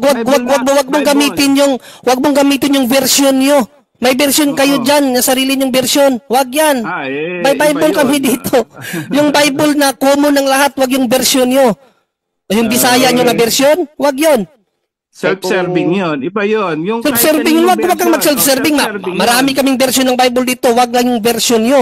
Kasi siyempre, gagawa kayo ng sarili nyong version. Yung version na tanggap ng mga protestante. Yung version na tanggap ng protestante, ang Biblia. Tanggap ng protestante yan. Ano pang patunayan ninyo na kami ang gumawa po nito? Kayo lang ang may kanya na version eh. Wala namang iba eh. O kasi kung ang babasahin mo, alam ko naman John 8:40 eh. Ito nakalagay sa John 8:40 bro. Datapwat, ngayon pinagsisikapan ninyo akong patayin na taong sa inyo'y nagsasaysay ng katotohanan. Sa inyo kasi, nakalagay dyan sa inyo na ako'y tao at hindi Diyos. Yan ang nakalagay sa Bible nyo eh. Bawal yan, dagdagan. Pero meron bang at hindi Diyos dyan? Hindi ko babasahin ng John 8:40. Hindi daw yan. Sige, tingnan natin. O anong talata? Basahin natin dito. Anong talata? Bro, kasi bro, Midan, ipapaalala lang kita, tandaan mo palagi bro, ano ang sinabi sa Kawikaan 30. Paalala ko lang sa'yo, 35:6. Ito ang wag na wag mong gawin kapatid. Okay? Bawat salita ng Diyos ay subok. Siya'y kalasag sa kanila na nanganganlong sa Kanya. Huwag kang magdagdag sa Kanyang salita, baka Kanyang sawayin ka at masundan kang sinungaling. Ipakita mo yung talata mo na sinabi mong may sinabi hindi Diyos si Kristo na hindi yung version nyo. Kasi pag may napakita ka na version na original na hindi galing sa inyong gawa-gawa, no, na talagang hindi Diyos si Kristo sinungaling ka pag wala kang mapakita na hindi Diyos si Kristo ayon sa salin na common sa lahat yung hindi galing sa inyo. Sige, anong talata? Basahin natin dito. Marami kaming Bible dito na may pakita. Ako po ang magpapakita ng talata. Hindi, dito ka sa amin nagtanong, kami ang magpo-produce. Anong talata? Wala po kayong salin nito eh. Kaya nga sa inyo lang yan eh. Huwag yung self-serving. Ano ba yan? Puro kapal. Kasi ang sabi nga bro, ang sabi sa Bible, huwag mong dagdagan ang kanyang salita. Ayan Kawikaan 30:5-6. Huwag kang magdagdag sa salita ng Diyos. Kung yan sinasabi mong version, wala yan sa original, dagdag yan. Kasi nungalingan yan. Ba't wala yung Bible niyo sa Google? Kung ayaw niyo pong tanggapin yung ipapakita ko. Sige, ibigay mo yung version. Ibigay mo yung verse. Basahin mo dyan sa talata mo. Ipapakita namin dito sa live. Ikaw kahit basahin mo yung version mo. Ano yung verse? Ano yung verse? Ipapakita ko dito. Ipapakita namin yung original. Sige. Ano yung verse? Ibigay mo muna yung verse. Kahit yan ang basahin mo. Ang katanungan po na tatanggap ko ay malinaw. Kung may mababasa ba sa Biblia, yes, yung common Bible na ginagamit ng lahat, hindi yung sarili ng Bible. Huwag yung version nyo kasi dagdag ngayon. Bawal sa Bible ang dagdag. Kawikaan 30:5-6, bawal ang dagdag bro. So wag tayo magdagdag. Katunayan na version namin to. O kaya nga, ipakita mo yung talata, kahit basahin mo dyan, ipapakita ko dito sa live. Anong verse yung sinasabi mo? Anong verse? Bro, kung legit wala po kayong ganitong translation eh. May 1921 po ba kayo na Cebuano. Anong version? Meron po ba Bro, kayo? wala akong pakialam kung anong taon yan. Ang verse ang hinahanap ko. Kasi kahit iba-ibang version, kahit ano-anong taon pa yan, iisa lang ang salita ng Diyos. O hindi, marami. Ang salita ng Diyos, iisa lang. Ang version, madami. Kahit anong taon, walang problema. Ibigay mo sa akin yung talata para makita namin dito kung sinabi ba talaga na hindi Diyos si Kristo. Ibigay mo yung talata. Anong talata? Wala po kayong translation nito eh. Kahit Ako na po walang ang translation, magpapakita. ibigay mo yung talata ang hinahanap ko. Talata, ibigay mo yung talata. Basahin mo dyan sa translation mo. Wala kaming problema, ibigay mo yung talata. Halatang hindi Lucas legit. 24:39 sa Sabi lang ba din dyan, iano mo natin para hindi magkagulo. Ibigay mo yung talata, bro, Medan. Lucas 24:39 Lucas sa 24:39. sa 1921 na originated from 1611 Lucas 24:39. 39. Ang bubuksan ko, bro, hindi man ang version, ang Greek. Ang Greek talaga. Ang mismong Greek ang bubuksan ko para walang daya. Original Lucas. Marunong po kayo magbasa ng Greek, kuya? Mayroon ng interlinear, bro. Marami ng scholar hindi mo na kinakailangan magpakahiro pa kasi may mga scholar na nagpaliwanag diyan. English, basahin natin sa Greek. Sige nga po, padinig ako ng... Kung mayroon, sige, basahin mo na yung ipapakita ko dito sa Greek kung mayroon bang sinasabi. John Ray. Yes, Brother Wendell. Yung version na binabasa nila, sa kanila galing. Sa cover diyan, ang version na yan ay galing sa 1611 King James Version. Galing pala 1611. Wala namang nakasulat sa 1611. So, sige lang, Brother Wendell, ipakita natin ang Greek. Lang nila. Ipakita natin ang Greek. Sige, basahin mo na dyan, brother, at ipapakita ko dito yung Greek kung meron ba. Sige, ayan, nakalabas na yung Greek. Basahin mo. 24:39 ng Luke. Ayan, 24:39 ng Luke. Ayan.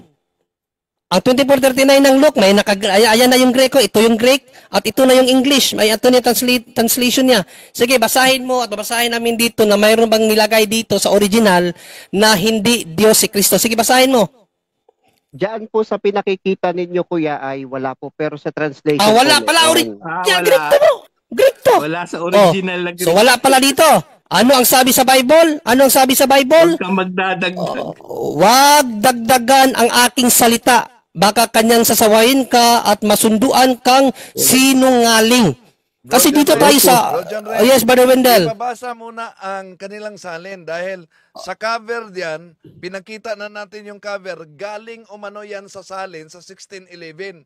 Sige, pakita natin. Sige, pakita mo, bro. Ipabasa muna nila. Basahin mo muna, bro. At ipakita mo yung cover. Sige nga, pakita mo yung cover. Bro, Medan. Ito po, papakita ko po. Paano ba Sige. mag-open? Kanina, na-open mo na kaganina eh. Oo nga eh. Medyo hindi ko kasi memorize pa.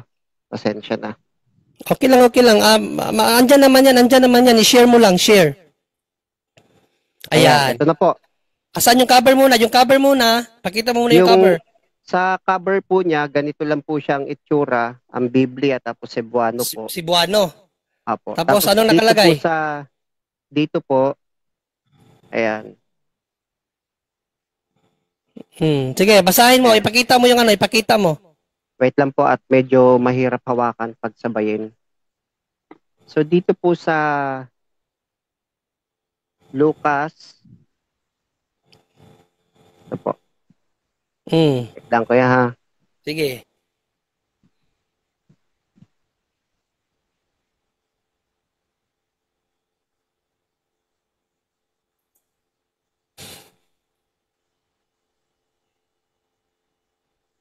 Sabi mo kanina 24:39 eh. Apo. Ito po, kuya. Sige, basahin mo. Ito po yung 39. Pasensya na kayo, itutuloy po pala hanggang 40. So, sige, basahin mo. Apo, sabi po ni Kristo dito, tawo ug dili Dios. Sa Tagalog po, diba, basahin, wag mong direktuhin. Wag mong direktahin yung basahin mo yung buo. Yung buong...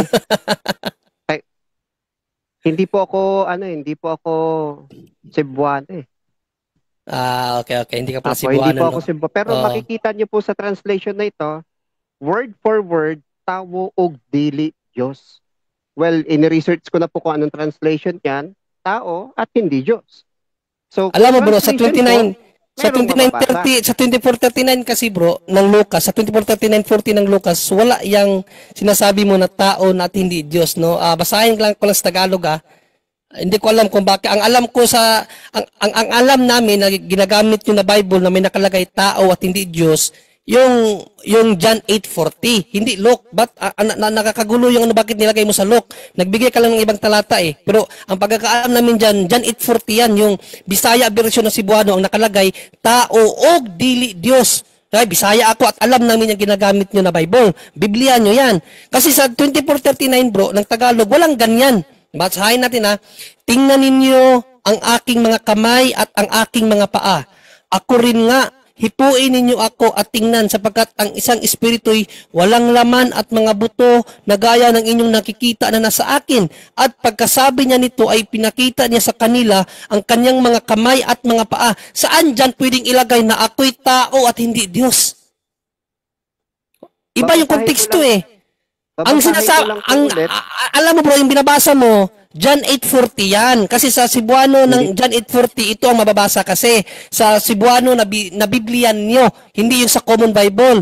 Ang sa inyo kasi ganito ang nakasulat niyan. Datapwat ngayon pinagsisikapan ninyo akong patayin na tao at hindi Diyos. Yung hindi Diyos, dinagdag nyo dyan. Hindi po John 8:40 yan, hindi sa 24:39. Hindi sa Luke 24:39 kasi kung babasahin mo kasi yung context ng Luke 24:39 bro. Nakikita niyo po sa screen Lucas 24:39 down to 40. Ayan po. Kasi ilapit mo pa ng konti yung word na pulong at yung word na tao at di Diyos. Ilapit mo ng konti. Makita ba naman? Hindi yung term na na 24:39. Apo, lilinawin ko. Lucas 24 chapter 24.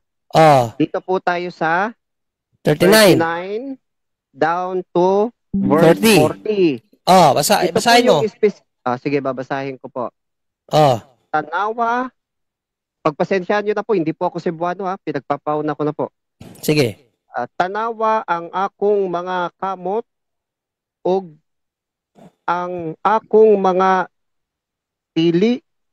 Tili ba yan? Nga ako, gayud, kini kupti ako ang tanawa kay ang Dios espiritu walay unod og mga bukog dili ingon sa gitanaw ninyo nga ako aduna.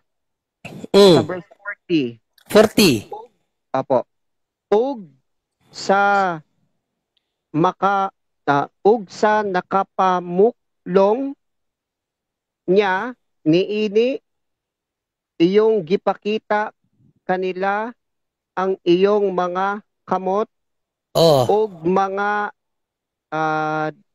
dili ba? Tiil. Tiil. Siya tawo og dili Diyos. Ito po ang nakasulat. Ba't parang erasure yan? hindi po kami nagkakaroon ng sariling translation mga kuya. Sige. Pero ano na po natin yan, i-set yes kasi version nyo kasi yan, pero again mag-i-stick kami sa Greek. Tingnan natin sa Greek kung meron bang I am man and not God. Basahin natin sa Greek para makita natin yung original. Kasi version yan, kahit sino pwedeng magawa ng version ito yung Luke 24, nakita nyo? Luke 24, tapos 39 to 40. Basahin natin sa Greek. Ito na yung translation sa English. Ito yung Greek, Ito yung Greek. Kasi sa Bible, malinaw, wag dagdagan ang Biblia. No? So, hindi natin pwedeng dagdagan yan. See the hands of me and the feet of me, that I am He, touch me and see. For a spirit, flesh, and bones, not has as me, you see, having. So, ito yung 39. Sa 40, ayan natin sa 40. Sa 40. Sahin natin sa 40. Yan. So, 24:40, ito ang ating mababasa. I-highlights ko na lang. Yan. Yan. Oh. Okay, so makita nyo. And this having said, he showed to them the hands and the feet. Period. Nasaan dyan ng I'm not God? I'm a man, not God. Saan dyan? Wala naman dyan nakalagay. Not I'm a man, not God. Saan dyan? So, hindi namin alam kung sino gumawa niyang version mo. Kasi sabi mo, hindi sa inyo yan. Aba, baka saksi ni Jehovah gumawa niyan. No? Kasi maraming relihiyon na ngayon hindi naniniwala sa pagka-Diyos ni Kristo. Pero, kapatid, tandaan mo palagi, ang sinabi ng Bible, Kawikaan 30:5 sa ayos, huwag mong dagdagan ng aking salita. Tingnan natin ano ang salita ng Diyos sa original. Walang sinabi sa Lucas 24:39-40, even in John 8:40, at kahit saan pa mang talata na sinabi ni Jesus, I am not God. Walang sinabing ganun, kapatid. So, hindi mo yan pwedeng ilako sa amin. Dahil wala kang napatunayan, next question. Bro Junry, kanina pa yan. Kaya nga, ilantad natin, Brother Angel, na wala talaga, kahit wala talaga silang, wala talaga silang mapapatunayan dito. Hindi, may sasabihin lang ako, sandali. Sige. Magsalita muna. Relax ka lang. Ang sabi ko lang, kanina pa siya nagsasabi ng mga sarili niyang opinion. Binababasa natin at nagkaroon man siya ng isa, tampered pa. Ang pinag-uusapan natin dito, kapatid, yung katotohanan, kaligtasan ng kaluluwa natin, kapatid, lahat tayo, no? Kapatid, pansinin mo, lahat ng mga interpretation mong pinagbibigay, wala dun sa paliwanag mo. Walang letra por letra, lahat ng mga binigay namin at tinanong mo kami, may Bible verse lahat. At ngayon, pansinin mo, ang binabasa mo, alam mong wala sa original, pinaniniwalaan mo pa rin ba yan? Magulos dili kayo mga INC. Pansinin niyo po, pakinggan niyo po ito, katotohanan, kaligtasan ng pinag-uusapan po dito, no? Educational purposes. Anong paniniwalaan mo? Yung tampered na alam mo at original na Greek na yan, na translation lang ng English. Ano ba mas paniniwalaan mo? May sinabing dili Diyos. Pero original lang binigay namin. Kanino pa kayo pipilit mo ka ba mag-INC ka pa rin, kapatid? Lahat ng mga INC interpretation nyo, kapatid, kanina ka pa, wala ka pang naibibigay na totoong letra for letra. Ang nakakatawa, Brother Angel, Tagalog siya, pero yung ginagamit niya na dili Diyos Bisaya. Hindi mo nga naintindihan, hindi ka naman Bisaya. Pinaniniwalaan mo pa rin, bro? Ano ka ba naman? Kaya nga. Kaligtasan ng kaluluwa nyo ang nakasalalay dito, pamilya mo, bro. Hindi lang naman ikaw, pati buong pamilya nyo, angkan nyo. Ang nangyari, pakinggan, sandali lang, bro, John Rino. Sige. Para makapag-isip si brother. Alam nyo, ito po para sa kaligtasan natin. Lahat naman pinagsasabing hindi Diyos, hindi ano. Wala ka nang makababasang hindi Diyos eh. Tapos kanina pa, hindi niya kayang buhayin ni sarili niya. Nakalagay naman, aking bubuhayin ang templong yan. Yun yung katawan niya. Espiritu, hindi Diyos. Sinabi nga, espiritu nga dyan, Diyos eh. Ano ba yun, bro?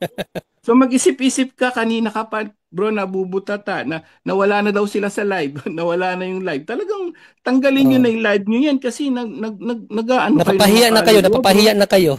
Mapapahiya lang kayo, bro. Hindi, mag-isip-isip ka, yung mga ministro mo, galing kay Felix Manalo, ang lahat ng mga nila, ang interpretation, wala sa Biblia. Napatunayan mo, lahat ng tanong mo rito, umabot na yung 2 hours, wala sa Biblia. Kami lahat ng pinatunayan namin, biblical lahat. So yun lang po yung message ko sa inyo, bro. Tama na to, oras na. Wala kang napatunayan kahit ano rito. Hindi, Brother Angel. Brother Medan, gusto mo ba, Brother Medan, patunayan ko sa iyo na si Kristo Diyos? Gusto mo ba? Oo o hindi? Kung mababasa, go ahead po. Makikinig ako. Okay, sige. Idadaan ko sa tanong para ikaw ang humusga. Okay, idadaan ko sa iyo sa tanong para ikaw ang humusga, kapatid. Okay. Unahin ko. Kayo po ang nagtanong, kuya, kahit mga 20 seconds lang, bigyan niyo ako to be fair. Explanation. Hindi, tanong lang to para lang, confirmation ba? Para hindi na tayo humaba. Itatanong ko lang sa'yo. No? O itatanong ko lang sa'yo. Sa inyo, Kuya Junry, it's unfair. Sige lang, ano lang natin kung ano lang ang pwedeng, kung ano lang ang pwedeng mangyari dito. Okay? So, itatanong ko dito sa'yo sa Mark 14. Itatanong ko lang sa'yo, babasahin ko lang yung talata. Mark 14, and 61, no? 61. 61 to 63 atau 61 na lang siguro. Ano pong talata? 1461 ng Mark. Itatanong ko lang sa iyo to. And then, syempre, isasagot natin din, Bible din. Yung hindi galing sa akin, yung sa Bible mismo talaga. Okay. Ito sa 1461 bro, ito tong time na nilitis na si Panginoong Jesucristo. Umpisahan ko na lang sa 60 bro. At nagtindig sa gitna ang dakilang saserdote. Tinanong si Jesus na sinabi, hindi ka sumagot ng anuman. Basahin ko sa isang version ng Biblia bro, yung magandang balita Biblia, para yung Tagalog is simple yung pagkatagalog. Maganda kasi ang pagkatagalog sa magandang balita Biblia. Simple lang. Tumayo ang pinakapunong pari sa harap ng kapulungan at tinanong si Jesus, wala ka bang isasagot sa paratang nila sa iyo? 61. Ngunit hindi umimik si Jesus at hindi sumagot ng anuman. Muli siyang tinanong ng pinakapunong pari, ikaw nga ba ang Kristo, ang anak ng kapuri-puri? So dito tinanong siya kung siya ba ang Kristo, ang anak ng kapuri-puri. Ano ang sagot ni Jesus?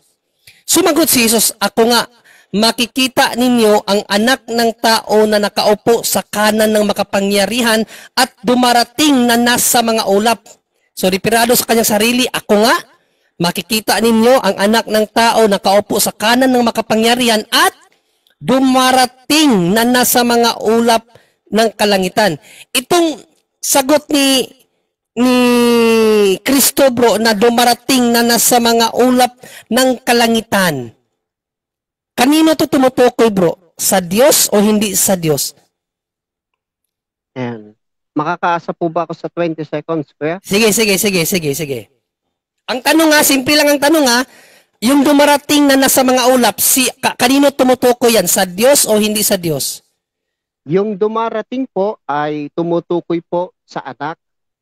At yung kapangyarihan po ay tumutukoy bro, po sa Diyos. Hindi bro, 20 seconds, kuya. Hindi, ang tanong, mali ang sagot mo eh.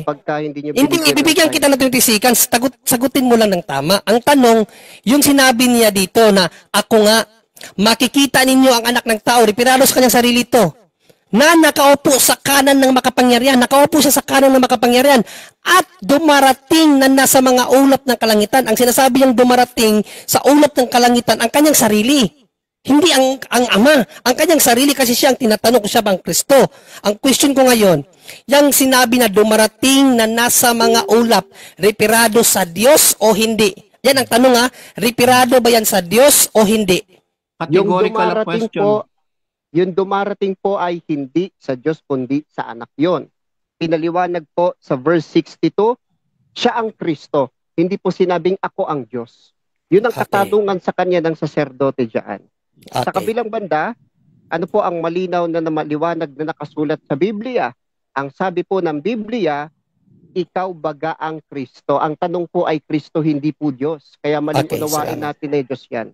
Okay. So, ang sagot mo, itong pagkasabi na dumarating na sa mga ulap ay hindi Diyos ang nakasakay sa ulap. Yun ba ang point mo? Hindi Diyos ang nakasakay dyan. Pinutol niyo po ang aking paliwanag. Gaya po ng ang simple naman ang tanong ko bro. Ang dumarating ba na nasa mga ulap ayon sa Biblia, Diyos o hindi Diyos? Hindi po, sapagkat hindi naman usapan ang Diyos dito kundi ang Kristo. Kristo ang itinatanong. Kaya maling unawain na Diyos ang binabanggit.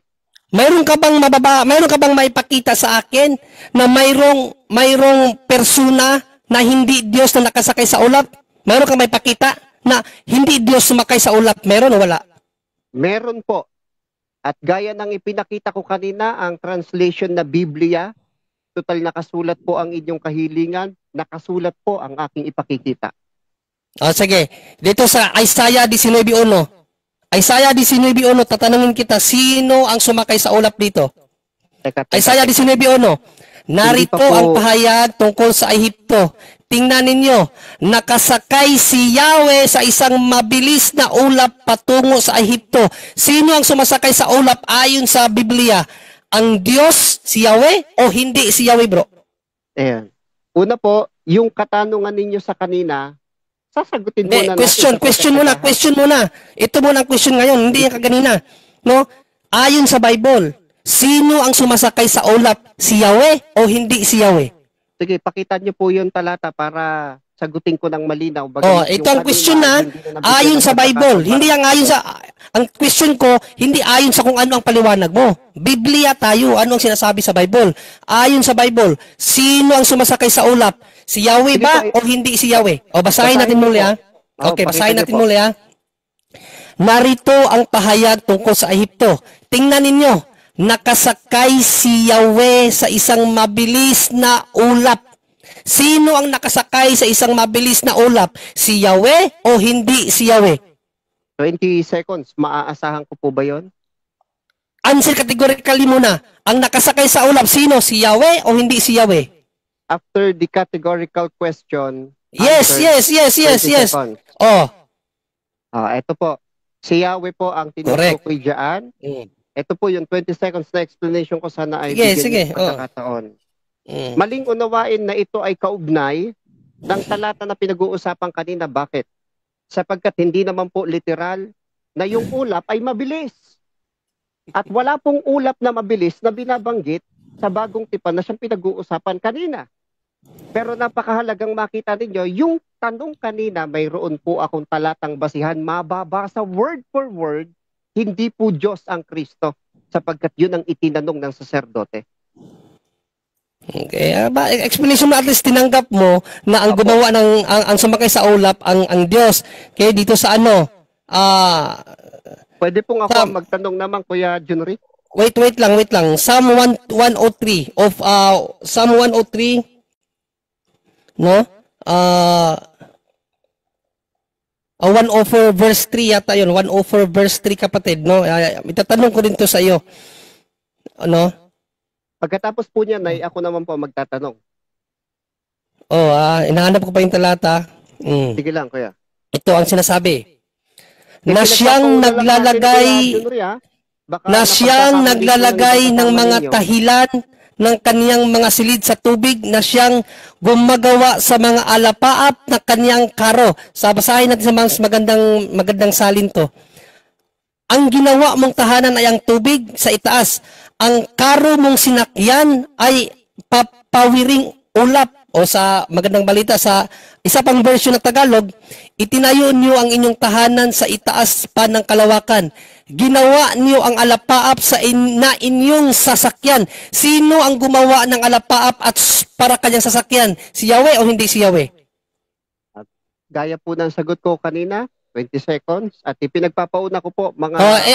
ang question dito ngayon, bro, sino ang gumawa ng ulap para kanyang sakyan? Si Yahweh o hindi si Yahweh? Ayun.